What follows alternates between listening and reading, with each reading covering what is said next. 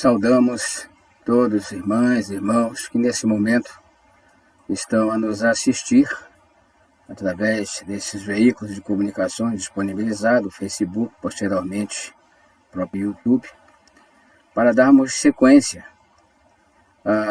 ao estudo dessa obra, dessa coleção chamada André Luiz, que na verdade é um trabalho de uma pleiade de espíritos que decidiu trazer esse complemento da codificação. Assim, é bom lembrar sempre que quando nós lemos o livro Nosso Lar, ele vai nos parecer apenas um romance. É o que se tem ouvido durante muitos anos, e o Nosso Lar é um romance, ou as outras obras são romances, mas na verdade não.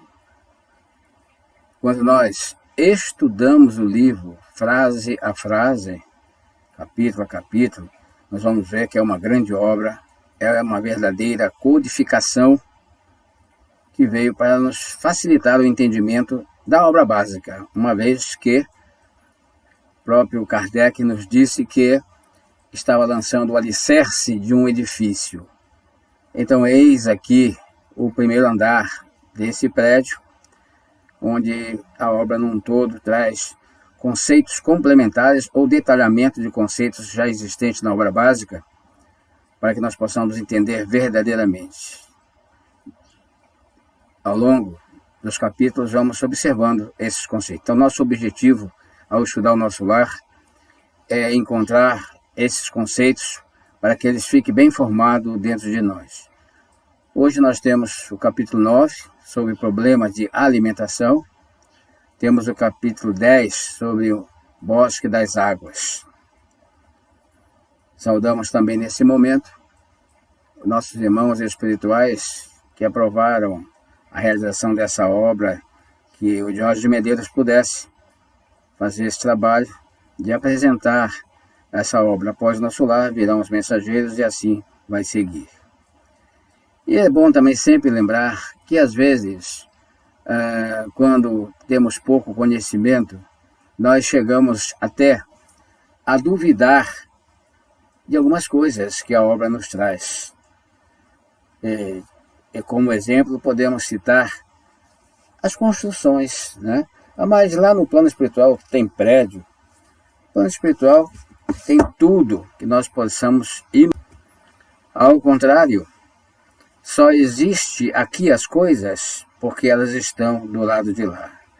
Tudo que nós imaginarmos, as piores músicas, as melhores músicas, as piores obras, as melhores obras, as grandes ideias, todas partem do plano espiritual, que é o mundo verdadeiro.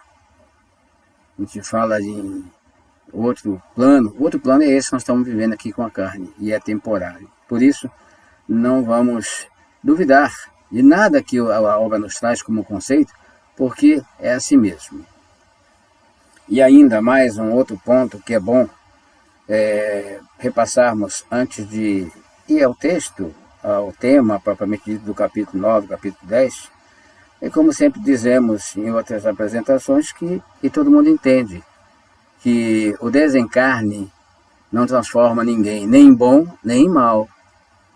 Quando nós desencarnamos, nós somos ainda exatamente a mesma pessoa, o mesmo espírito, com as mesmas ideias, com as mesmas convicções, com os mesmos sentimentos, com as mesmas alegrias, com as mesmas tristezas, com os mesmos desejos, principalmente aqueles que satisfaziam as necessidades da carne, do corpo físico, continuamos com o mesmo, seja no prazer da alimentação, seja no prazer do sexo, o que for, nós queremos continuar atendendo esses desejos. Até nas coisas mais simples, onde está o teu coração, lá estará o teu espírito.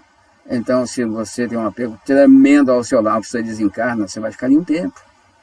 Outros ficam em bares, outros ficam em ambientes menos recomendáveis. É assim. Então, é muito natural o que nós vamos ver agora no capítulo 9, essa questão do problema de alimentação. Vamos dar sequência a esse trabalho. Então, no capítulo 9, nós temos problema de alimentação.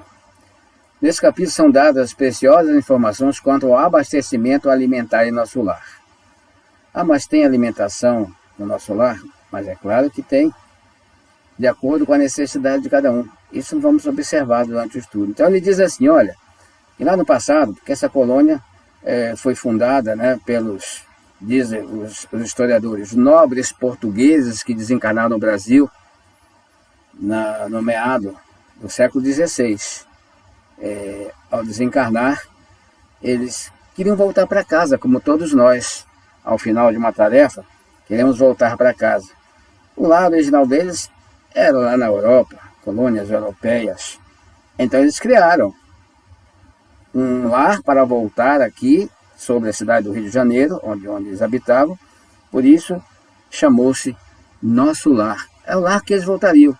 Nós todos também vamos voltar ao nosso lar quando nós desencarnarmos. Mas não é exatamente esse que nós estamos estudando. Esse é desse grupo de espíritos.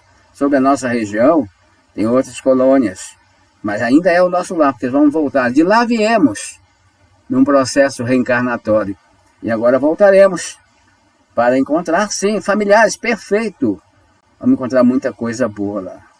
Vamos levar algumas coisas ainda densas daqui, mas vamos encontrar coisas boas. Então, o escritor nos diz, o escritor aqui no caso, psicografia do Chico Xavier, mas o nosso irmão André Luiz não é o autor desse conjunto de obras. Os espíritos que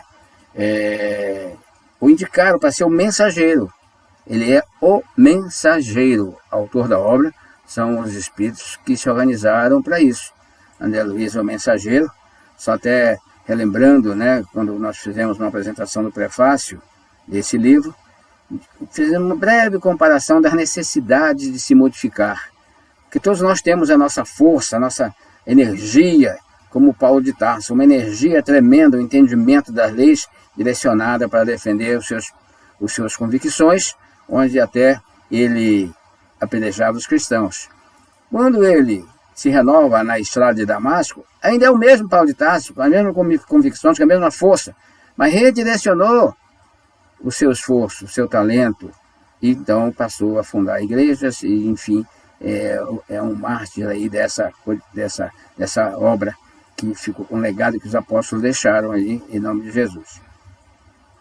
André Luiz, um homem também de muita força, um homem pesquisador realmente, tanto que a história diz das suas pesquisas profundas aqui no Brasil, como médico, como cientista, mas precisava, para ser útil, redirecionar suas forças, modificar a direção dela.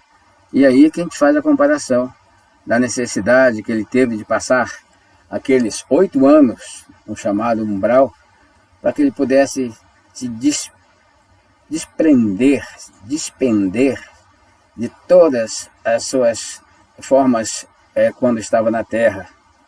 Sobrou ali somente naquele perispírito, naquela mente, a vontade de aprender aquele novo mundo. Então, foi algo necessário, provavelmente planejado pela pleia de espíritos, para preparar André Luiz para ser o mensageiro. E ele se saiu muito bem, por sinal. Então é querido de todos, porque ele venceu qualquer dificuldade, se dedicou à investigação e registrar e trazer mediunicamente a obra que tanto tem interessado a todos nós. Então, dizendo que no passado houve demanda contra Lísias, que há um século, os recém-chegados ao nosso lar, esses que falamos, tinham mesas, flautas, bebidas excitantes, mantendo os mesmos vícios terrenos. Uísque. Eles queriam e tinham o uísque lá no nosso lar. Por quê? Porque tal vida, tal morte. Então, criaram, quando o nosso lar começa naqueles tempos, é uma cópia menos densa, mas com as mesmas condições daqui. Voltou para lá igual. Então, não tem nada de estranho nisso daí. Então, ele fala assim, então, sobre a alimentação do nosso lar. Diz assim, não há no nosso lar, hoje, o Ministério da Economia. As atividades de abastecimento fiquem reduzidas a simples serviço de distribuição, sob o controle direto da governadoria. Então, assim é distribuída a alimentação conforme a necessidade dos residentes da colônia. Mas diz Lísias que há um século atrás tudo era diferente. Muitos espíritos recém-chegados no nosso lar duplicavam as exigências, queriam tudo. Olha, gente, nós trabalhamos numa casa espírita onde temos a oportunidade de dialogar com entidades que são recolhidas e atendidas através do processo mediúnico. Eles chegam pedindo bebidas, pedindo drogas, pedindo sexo, pedindo tudo. Não mudou nada, sempre foi assim, né? Então eles queriam mesas, lautas, bebidas excitantes, que só o Ministério da União, que é o ministério mais elevado do nosso lar, que não se envolveu com isso porque já eram entidades mais preparadas. Então o que acontece? A pedido do governador do nosso lar, eles trouxeram 200 instrutores de uma esfera mais elevada para ensinar, né, fazer uma readaptação, uma educação de conhecimentos relativos à ciência da alimentação através da respiração, que no final isso vai vencer, né, da absorção dos princípios vitais da atmosfera. Vamos falar mais sobre isso daí. Só que houve, é claro, grande luta para que isso fosse aceito. Após muita discussão e anos de estudo, nada se implanta. A natureza não dá salto, não é só aqui na Terra, encarnado. A natureza também não dá salto no plano espiritual. Não pense que foi para lá, você vai descobrir tudo, não. Vai continuar querendo fazer a mesma coisa. A natureza não dá salto. Então, os adeptos do método de espiritualização foram aumentando a ideia, até a ideia prevalecer. Mas foram aumentando pouco a pouco, né? O governador lutou para adaptar os costumes, a simplicidade. A alimentação passou, sim, a ser por inalação dos princípios vitais da atmosfera. E água, misturada a elementos solares, elétricos e magnéticos. Você vê que tem coisa aí que é até difícil da gente entender. Nós sabemos hoje, pelos estudos básicos, que o nosso centro de força coronário processa fluido cósmico universal em fluido espiritual e fluido vital, e transmite pelo centro de força a nossa organização. Já dá para ter uma ideia, através desse estudo de centro de força, o coronário, que o perispírito consegue processar do fluido cósmico universal e uma transformação em fluido vital. Então, e vital é vida, até para a organização física. Imaginemos para a organização perispiritual.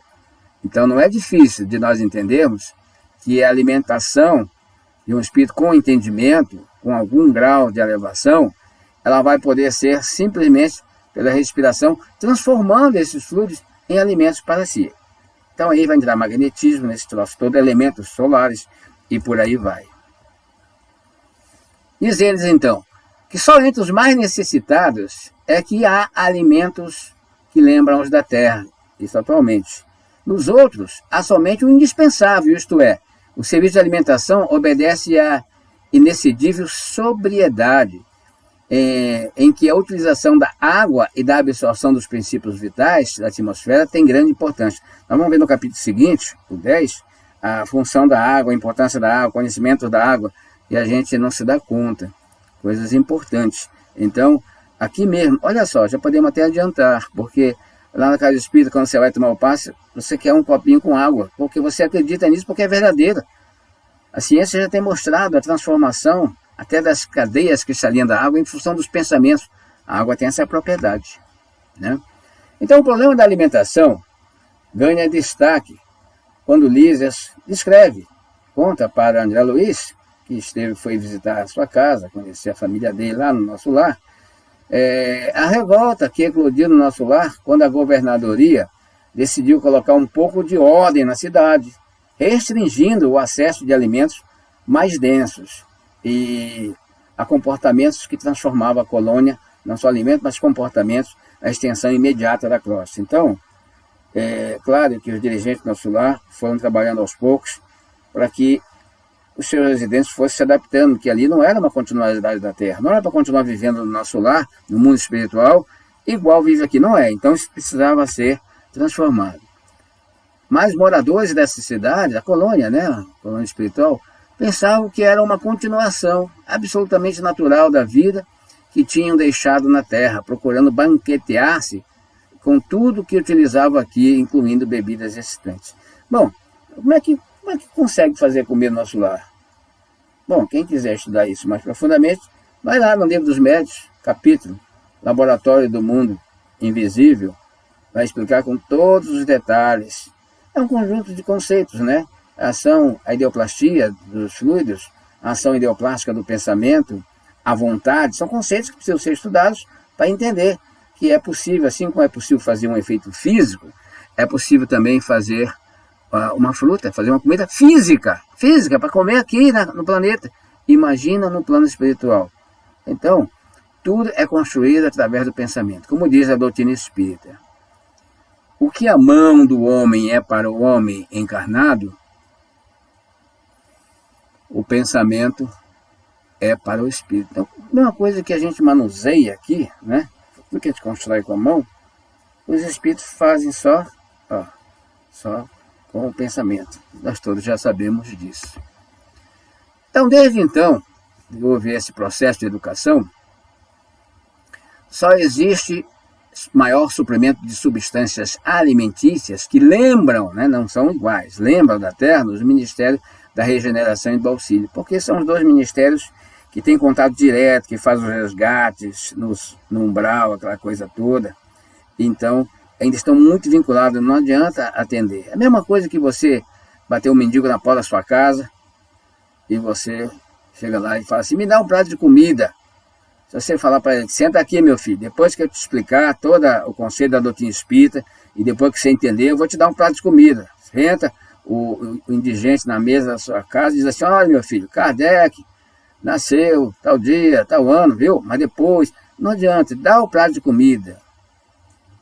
Depois que ele estiver reabastecido, reenergizado, você pode até conversar com eles tranquilamente, passando conceitos, que aliás é o dever da doutrina espírita, né? Ensinar, para poder haver reflexões e transformação, mas não na hora da fome. Então, quando o espírito desencarnado, recolhido no umbral, diga-se de passagem, que fique bem claro, todos já viram em estudos anteriores, o chamado nosso lar, essa colônia denominada nosso lar, não está em planos elevados, de forma alguma. Está chamado umbral superior, ou seja, está dentro do umbral e dali saem as caravanas, as comissões, nas horas certas, nos momentos certos, para fazer a coleta, recolher, resgatar criaturas, e é chegado o momento. Você imagina, então, essas criaturas recém-chegadas do baixo umbral, ou médio umbral, seja como for a denominação, chegam no nosso lar, recebidos com carinho, precisa de quê? Não tem jeito. Precisa de alimento. Alimento o quê? Claro, alimentos para o seu perispírito. E isso, o nosso lar, então, organiza, prepara, ao longo da sua construção, vai preparando os reservatórios para, então, com essa água, magnetizar, misturar com frutos também idealizados, para que esses espíritos se sintam alimentados, atendam não só fluidicamente, mas, essencialmente, psicologicamente, vão se sentir alimentados. Satisfeita essas necessidades, nesse momento, básica, vai ficar mais fácil de ouvir, de falar, como a gente falou há pouco. Então, essa é a forma que tem que ser. Você tem que primeiro atender às necessidades básicas da criatura e depois, então, levar o conhecimento. Então, desde então, só existe maior suprimento para as substâncias alimentares que lembram a Terra nos dois ministérios, né? Do auxílio e da regeneração, os que colhem e os que começam esse processo de tratamento. Continuando. A questão vem, né? Do livro Evolução em Dois Mundos, na segunda parte. Como se verifica a alimentação dos espíritos encarnados? Deixando de lado agora essa necessidade inicial de quem é resgatado. Mas como é que os espíritos se alimentam? E se no mundo espiritual? E daí a gente vai até prever, projetar, que essa mesma resposta vai servir para mundos com reencarnações, mundos mais avançados. Haverá tempo na nossa existência, todos nós, haverá tempo em que nós vamos reencarnar em planetas sutis, não haverá corpos densos como esse, que nós temos hoje, não haverá necessidade de alimentos densos como hoje, nada como hoje. Então, vai ser dessa mesma forma. A alimentação em mundos superiores, mesmo reencarnados, será da mesma forma que isso que nosso irmão nos traz aqui. Diz o seguinte: no mundo espiritual, é da maior importância a respiração no sustento do perispírito. Está dizendo tudo. É através da respiração. Olha, toda a matéria existente no universo, né? Isso nós sabemos dos princípios básicos, os elementos básicos do universo, são os reinos, né? Vai se transformar em reino mineral, vegetal, animal. Paralelamente vem a formação dos espíritos, que somos nós. Mas, de onde surgiu o reino mineral, vegetal, animal, nós sabemos. De uma única fonte. Toda a matéria, por mais densa ou sutil que se possa imaginar, veio do mesmo lugar, do elemento primário da matéria, transformado em fluido cósmico universal. Então, tudo que eu, você, puder imaginar de alimento sólido, rígido, teve a sua origem lá. Deixa até o elemento primário da matéria lá no cantinho dele. Vamos falar pelo menos do fluido cósmico universal. Então ele veio de lá. A pedra do seu quintal veio de lá. A fruta da sua geladeira veio de lá, num processo de transformação, é claro. Então, o Espírito tem tudo ao seu redor, porque ele tem o fluido cósmico universal ao seu redor. Então ele fala assim: no mundo espiritual, é da maior importância a respiração no sustento do perispírito. Aí.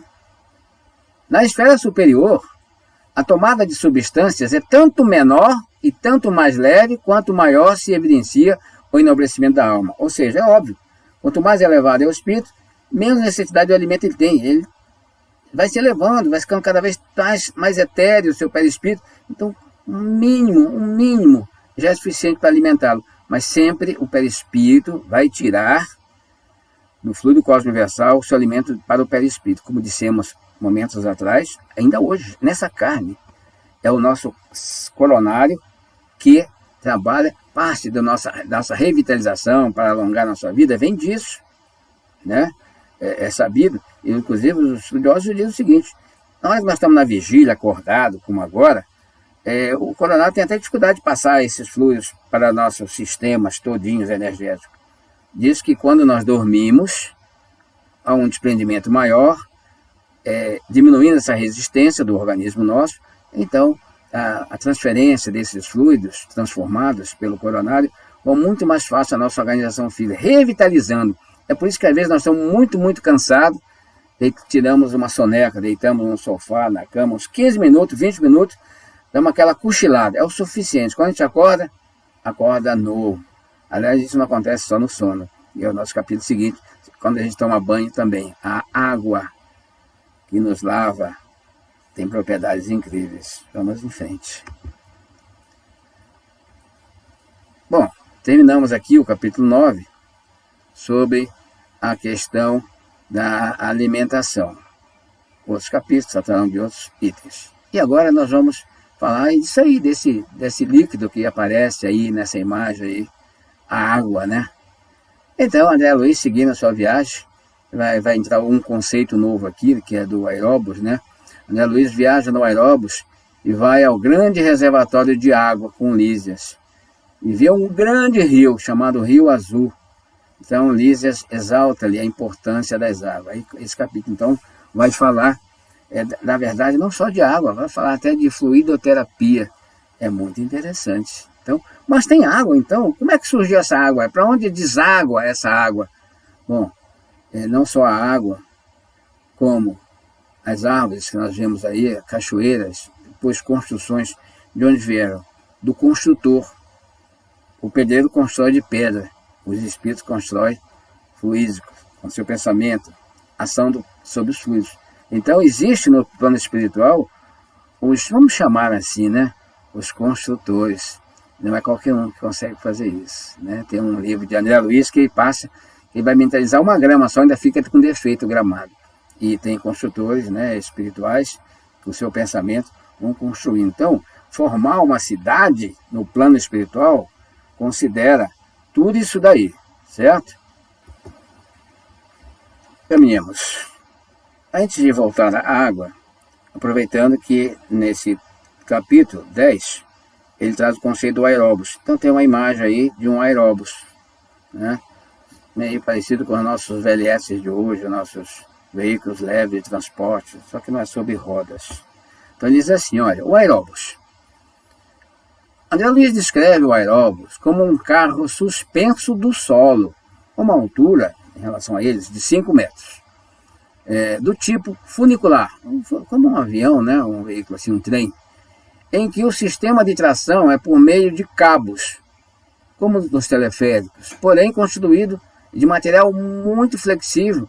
Tinha ele enormes comprimentos e parecia ligado a fios invisíveis. Você não vê os cabos, porque são cabos sutis, são cabos fluídicos, né? E o fluídico é diferente do sólido, com certeza tem muito mais propriedades. O que confirma depois. Muito veloz, o aeróbus fazia ligeiras paradas de 3 em 3 km. Então, essa viagem de André Luiz com Lisas, ele teve a permissão, né? A direção do nosso lar deu permissão então para ele conhecer o departamento, exceto o mais elevado, que ele não teria condições de entrar, o divino.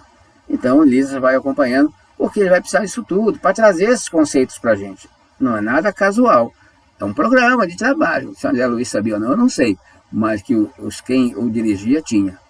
Então o aeróbus no umbral, transitando no umbral, né, diz ele assim, André Luiz pergunta por que o aeróbus não era utilizado pela caravana socorrista, né? Por que para ir lá no umbral, lá onde ele andou naqueles tempos, por que não passa um aeróbus lá e recolhe os necessitados?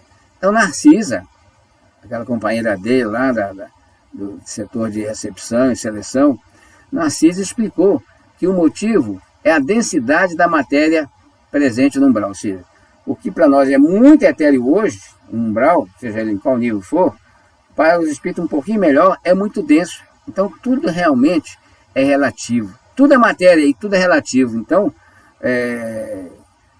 para o espírito, uma matéria mais densa é quase que intransponível para os espíritos menos elevados. Os espíritos elevados podem transpor qualquer coisa. Então, o avião que fende a atmosfera no planeta não pode fazer o mesmo na massa ecórea, comparou elementar. Então, um avião que voa no ar, ele não poderia voar, por exemplo, mergulhar no oceano. Teria que ser uma outra construção.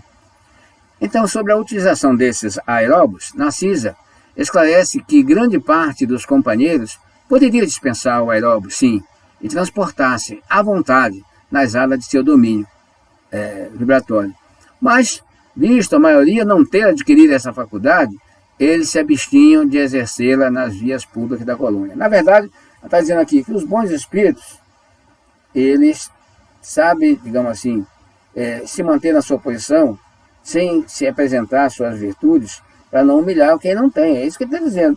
Se a maioria dos que vão acompanhando ali não consegue ainda volitar, aqueles que conseguem, eles não se apresentam volitando. Eles vão lá, entram no aeróbus e se deslocam para aquela região que foi solicitada. Certo? Então nós vamos ver daqui a pouco que volitar não é um atributo do espírito. Só porque o espírito vai volitar. É uma conquista. Acho que vai aparecer no próximo slide. Vamos ver.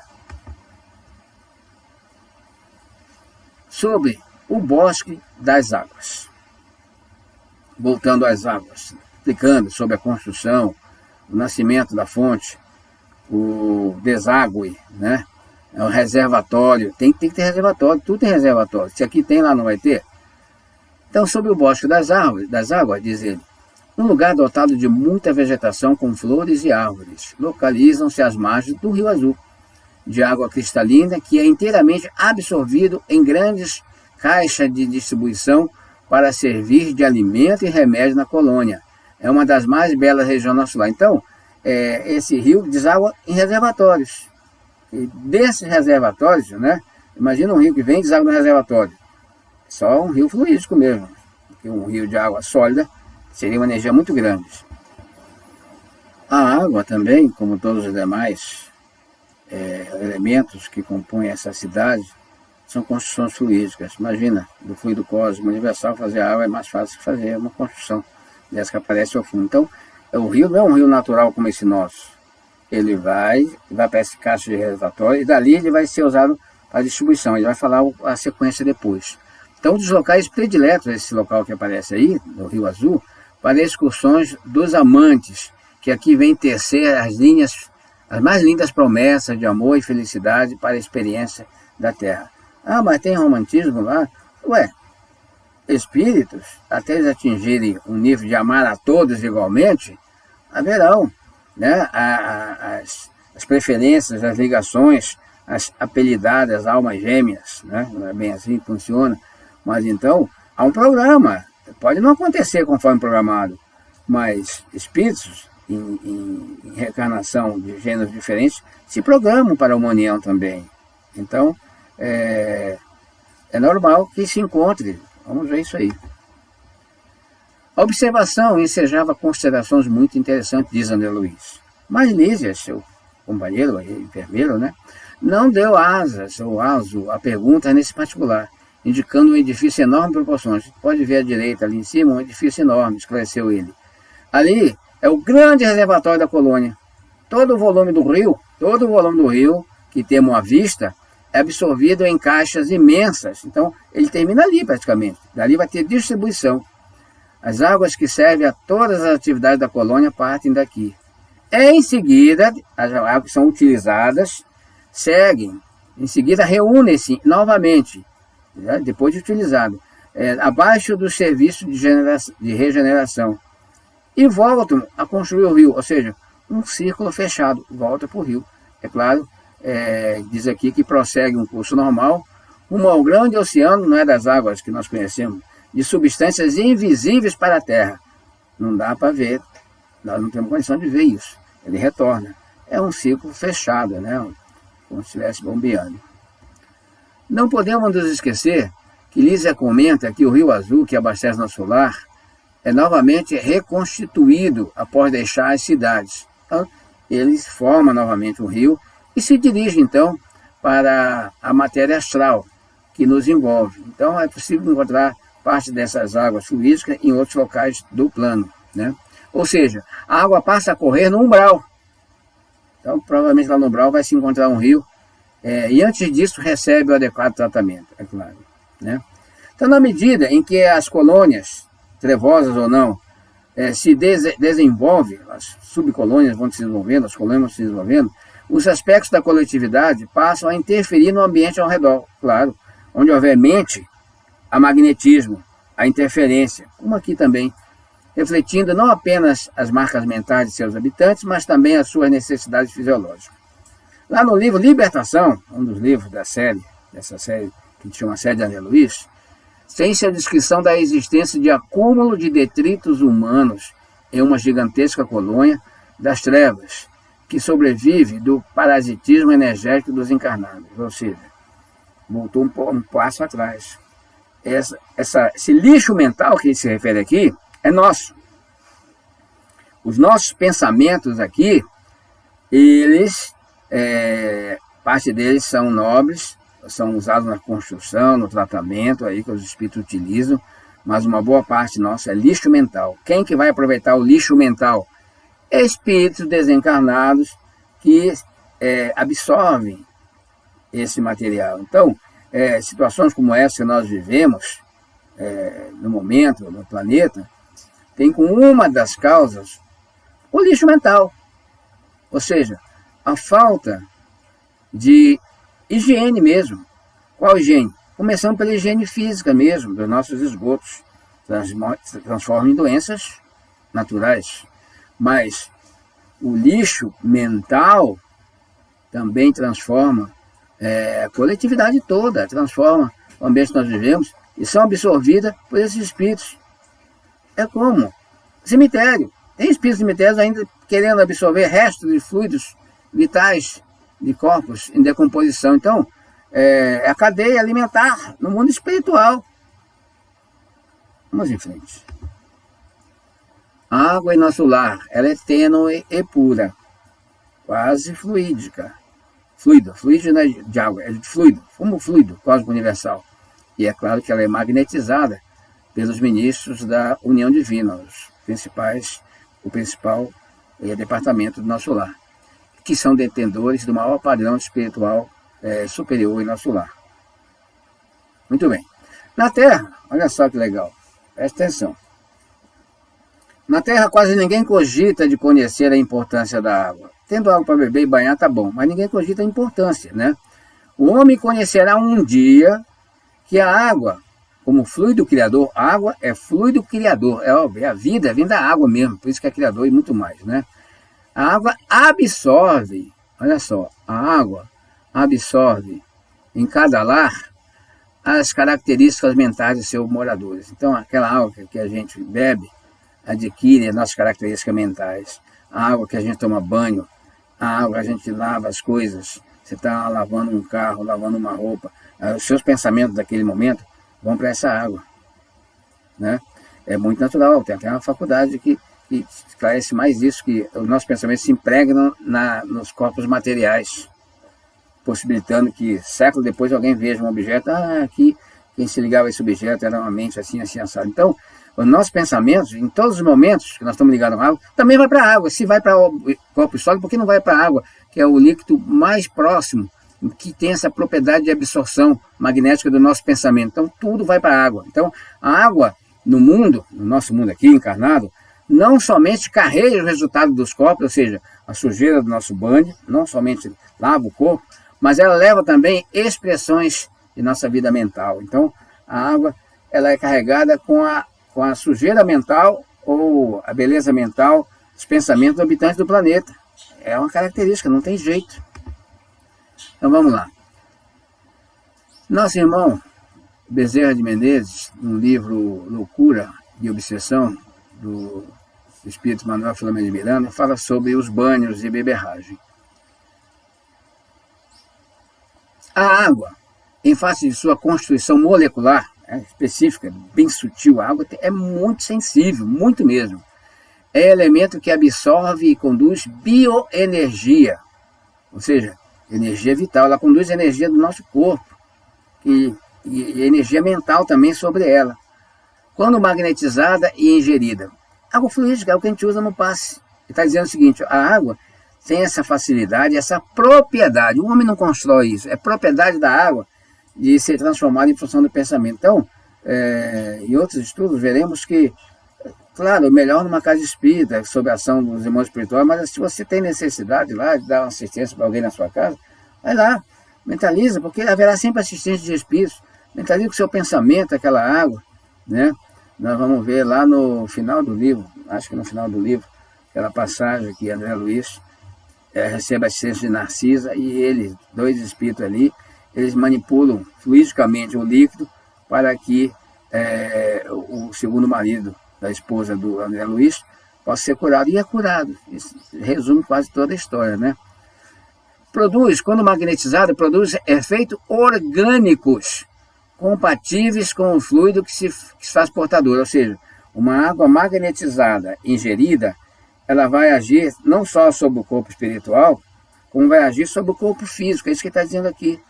Então, aquele passe que a gente toma na casa espírita, ele tem essa característica, não só ajudar no perispírito, mas ajudar no corpo físico. A manutenção, a organização é assim mesmo. Assim, crença astral, de dizer assim, existe uma crença astral que os banhos teriam o efeito de retirar energias deletérias que os poros eliminam. E quando a água recebe a infusão de ervas aromáticas e medicinais, propiciaria bem-estar, revitalizando o campo vibratório do indivíduo. Já podemos pensar que com ervas ou sem ervas, a propriedade é da água, propriedade de receber influências mentais, né? Então, porque a erva não tem influência mental, ela pode dar cheiro, você pode ficar cheirosinho depois do banho, mas a organização molecular não vai alterar por causa da erva, é por causa da água. Porque a água sozinha faz isso? Não, porque a água tem essa propriedade de receber a influência, a ação dos pensamentos. Então diz assim, sabemos, no entanto, diz o autor Bezerra, sabemos, no entanto, que mais importante do que quaisquer prática de ritualismo externo, essa coisa toda, banho de um jeito, banho de outro jeito, é a ação interior mental. É a ação do pensamento que vai agir sobre o fluido, que já é um fluido derivado do fluido cósmico universal, dando as características que vão harmonizar, que vão limpar o lixo mental que está em torno de você, envolvendo o seu perispírito. O nosso lixo mental envolve o perispírito da gente e envolve o nosso corpo físico. A gente sente no corpo físico. Então, a ação interior mental, comportamental, responde pela realidade psíquica do homem e opera a sua legítima recuperação. Então, é a nossa própria ação mental que vai agir sobre... Nosso corpo é feito de líquido, sabemos disso, 80% do nosso corpo é líquido, então nós damos bons pensamentos, nós estamos impregnando o líquido, está em nós. Isso restabelece o nosso corpo. No tratamento ministrado pelos espíritos amigos, tratamento espiritual, né? A água fluidificada que usa lá, depois do passe, para um doente, diz ele, a água que foi fluidificada especialmente para um determinado enfermo, ela tem efeito em outro enfermo? É uma coisa muito específica, muito característica, né? Só para a gente saber. Ele fala que a água pode ser fluidificada de modo geral, que é o que acontece em geral. Mas pode ser também benefício de todos. Porém, pode ser em caráter particular para determinado enfermo. Como a gente falou agora há pouco, daquela fluidificação que André fez com Narcisa para curar lá o marido da esposa dele. Foi específica para ele, para a doença dele, para a tuberculose dele. Nesse caso, é conveniente que o uso seja para pessoa exclusiva. Tem umas que são gerais, algumas podem ser exclusivas. Aí vem mais uma pergunta interessante. Assim, existem condições especiais, olha só, para que os espíritos amigos possam fluidificar a água pura, como sejam a presença de médios curadores, reuniões de vários elementos, ou seja, será que os espíritos não conseguem fazer um trabalho fluídico sozinhos, sem a ajuda de doador encarnado? Antes de responder isso, foi o que aconteceu nesse mesmo exemplo, que André e Narcisa fluidifica lá o remédio da natureza para aquela criatura. Não precisa. Vamos ver o que ele diz aqui, ó. A caridade é serviço e interesse, né? A caridade não pode atender a situações especializadas. A presença dos médiuns curadores, bem como a das reuniões especiais, de modo algum pode constituir o preço dos benefícios aos doentes, porquanto os recursos das guias espirituais nessa esfera de ação podem independer do concurso medianímico, considerando o problema dos méritos individuais. Então, o que tem de muito importante aqui?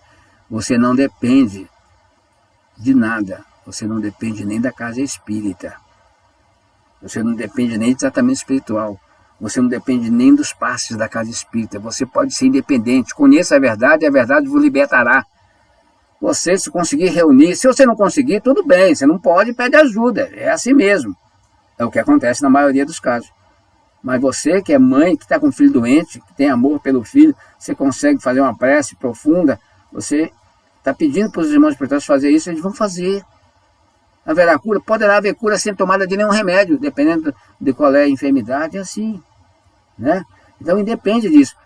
Quando tem os doadores, dá para fazer uma mistura diferente, coletar doações anímicas, vitais, mais a deles, e eles vão dar uma assistência diferente, tá? Então, ainda Emmanuel, no livro, segue, o livro chama-se A Água Fluídica, né?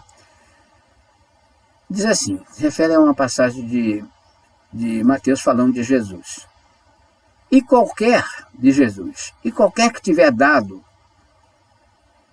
só que seja um copo de água fria, por ser meu discípulo, quer dizer, que alguém que sirva um copo de água fria em meu nome, disse Jesus, em verdade vos digo, de modo algum perderá o seu galardão, ou seja, perderá o seu valor. Ou seja, meu amigo, disse então Emmanuel, quando Jesus se referiu à bênção do copo da água fria em seu nome, não apenas se reportava a compaixão rotineira que sacia a sede do comum, não sacia só a sede do corpo físico. Em nome de Jesus, se você fez em nome de Jesus, ou seja, que teve amor dentro de você, se você tem amor de você, você magnetizou aquela água. Detinha-se um mestre, então, no exame os valores espirituais mais profundos, ou seja, você acabou magnetizando aquela água, que também vai dar uma assistência espiritual àquela criatura que você assistiu. Isso é caridade. A água é dos corpos mais simples e receptivos da Terra. Disse tudo. é como que a base pura em que a medicação do céu pode ser impressa por você também, através de recursos substanciais de assistência ao corpo e à alma, embora em processos invisíveis aos nossos olhos mortais. Não é só se os espíritos podem dizer, você também é um espírito, eu também sou um espírito. Nós também podemos. Temos que estar preparado para isso, né? Então, reconheçamos, pois, que o Mestre, quando se referiu à água simples, doada em nome de sua memória, né? Esse nome não é falado, não, sentido. Reportava-se ao valor real da providência em benefício da carne e do espírito. A própria carne é cheia de água, né? O perispírito é fluido, sempre que estacione através das zonas enfermiças. Se desejas, portanto, o concurso de amigos espirituais na solução de tua necessidade fisiológica ou dos problemas de saúde e equilíbrio dos companheiros, coloca o teu recipiente de água cristalina à frente de tuas orações. Espere e confia. Tá vendo? Todos nós podemos fazer isso, gente. Não precisa contratar ninguém para fazer para a gente. Cada um pode fazer para os seus. O orvalho do plano divino magnetizará o líquido com raios de amor em forma de bênção. E estarás então consagrando o sublime ensinamento do corpo da água pura, abençoado nos céus. É natural. Muito bem. Voltando lá da região dos lagos, da Azul, das águas, diz André Luiz, um conceito que ele traz aqui só como informação, porque é importante, diz então, na viagem de volta ao hospital, André Luiz repara na música que tocava o tempo todo da cidade. E Lísias esclarece que a governadoria foi informada da importância da música, melhorando o rendimento do serviço. Ou seja, a música, ela toca a alma. Cria, renova, coragem, disposição, energia, né? A partir de então, ninguém mais trabalha em nosso lar sem esse estímulo. Músicas boas, é claro. Então, o conceito de música. E ainda traz nesse capítulo a volitação, o conceito de volitação, que é aquele ato do espírito se deslocar pela força da sua vontade, do seu pensamento. Então, diz que a volitação é uma aquisição pessoal, como dissemos há pouco, né? Não é um atributo. Então, todos podem, mas tem que adquirir esse potencial para isso. Não é um atributo plenamente desenvolvido do perispírito, sendo que os instrutores desencarnados possuem a capacidade de exercê-lo em quase todos os ambientes, ou seja, ele pode transitar em todos os departamentos do nosso lar devido à sua elevação, enquanto que André Luiz demonstrava tê-la de forma limitada. E em nosso lar, muitos não são capazes de volitar, muito menos no umbral, mas vão aprendendo naturalmente. Ainda sobre a volitação. Ele vai dizer aqui que não é um atributo do espírito bom volitar, não. Ele precisa ter conhecimento. Fala assim, ó, pode-se dizer que líderes das trevas também possuem o poder mental capaz de permitir a volitação no descrito, conforme descrito a seguir. Olha, na casa espírita a gente trabalha na reunião mediúnica e a gente acaba tendo diálogo com espíritos das trevas, como diz aí. Espíritos altamente capacitados, competentes para o manuseio de fluidos. Esse conhecimento não é moral, ele é científico. Então, os espíritos manuseiam os fluidos, eles instalam fluidos nos seus perseguidos, é um troço que não depende da moral. Saber manusear os fluidos é um conhecimento que o espírito desenvolve. Então, os líderes das trevas também volitam espetacularmente. Então, diz assim, os grupos infortunados agiam ali, passeando ali, né, desconhecendo os padecimentos dos outros. Esses espíritos líderes das trevas volitavam, passavam perto daqueles que estavam sofrendo ali, não davam maior importância. Certos grupos volitavam a pequena altura. Então, outros grupos conseguiam volitar a pequena altura do piso do umbral, vamos chamar assim, como se fosse bando de corvos negrejantes, mais escuros que a própria sombra a envolvê-los, ao passo que vastos cardumes de pessoas, né, de espíritos encarnados, de desventurados, jaziam chumbados ao solo. Enquanto uns voavam, mesmo sem moral, com conhecimento em alturas, outros voavam baixo e outros ficavam grudados, magnetizados ao solo. Então, um troço que vai vir aos poucos, todos vão poder fazer isso.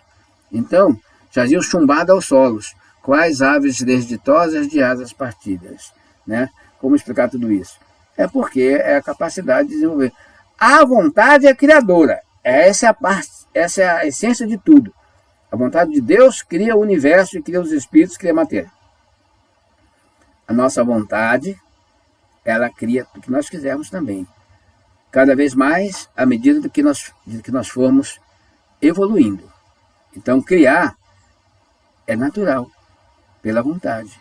Nós somos co-criadores de Deus. Deus não criou nada pronto, criou tudo com potencial para desenvolver. Deus cria, nós co-criamos. Primeiro, a primeira grande criação que nós temos, digamos assim, ação direta na evolução do nosso próprio espírito. De simples e ignorante à perfeição. É uma co-criação. Corrigindo a nós, melhorando a nós vamos melhorar o mundo. E nós temos a outra parte de co-criação. Nós ajudamos na criação do mundo. Como Jesus, por exemplo, ele tem participação na formação desse planeta. É físico, mas dentro desse planeta físico tem esses espíritos todos, do qual nós chamamos parte, que estão aqui para desenvolver. Então isso é co-criador. Jesus é co-criador, eu sou co-criador, você é co-criador. Não tem jeito. Então, pela vontade, e a vontade dá força ao pensamento, você pode fazer um efeito físico, você pode mover as coisas, você pode mover a si mesmo como espírito. Isso chama-se volitar, né? E, por último, aqui ainda, nesse capítulo, nós temos texto que fala assim, olha, o lazer existe nas colônias e é valorizado como forma de aprendizado para a aquisição de novos valores. Então, quem assistiu o filme O Nosso Lar, viu lá aquelas regiões de lazeres, onde havia música, tocando piano, havia as pessoas conversando nos jardins, próximo a um lago. Só que esse lazer não é muito igual ao que a gente faz hoje aqui, que é para sentir a satisfação do encarnado, propriamente dito, a satisfação do corpo físico, a necessidade natural do corpo físico. Não, ele tem um caráter instrutivo, tem um caráter assim de ajudar a preparar uma nova encarnação, tem um caráter de conhecer mesmo as leis divinas através do departamento do nosso lar, até participar do próprio projeto reencarnatório. Então, dizer assim, estimulando-se o contato com a cultura, olha assim, cultura, conhecer espíritos com outra cultura, conhecimento, receber instruções, através de arte, como de música, literatura. Entretanto, as semelhanças entre nossos dois planos ficam mais pronunciados quando temos o trecho referente a namorados. Isso a gente entende melhor, que visitam o Bosque das Almas. Tem namorado? Tem. Não são como aqui, não é para ficar, é para se preparar para esse salto, para a reencarnação, para ir ampliando a sua grande família espiritual. Então, nosso tema de hoje trouxe muitos valores, né, da codificação espírita, né? É uma codificação secundária, essa obra que nós chamamos de André Luiz, para enriquecimento. Assim nós vamos entendendo melhor a obra básica, que está concentrada mais no livro dos Espíritos. Então, minhas irmãs e meus irmãos, nós vamos agradecer a participação de cada um, que a sua participação mental contribuiu para o entendimento de todos os outros, ao mesmo tempo que estão participando desse estudo. Um está ajudando o outro, está ligando, faz com que o conjunto se ligue à espiritualidade, fazendo com que todos recebam um processo de intuição e possam melhor entender essas informações que são passadas através dessa mídia que está sendo usada hoje. Assim sendo, vamos todos nós agradecer, sim, a esses irmãos espirituais, uma grande família que nós temos, anjos da guarda, alguns têm mentores espirituais, alguns têm guias mediúnicos, familiares espirituais com capacidade de nos dar assistência, e assim nós temos muito a quem recorrer sempre que precisarmos. Então nós vamos finalizando aqui o nosso estudo de hoje, um agradecimento a todos, encerrando, graças a Deus.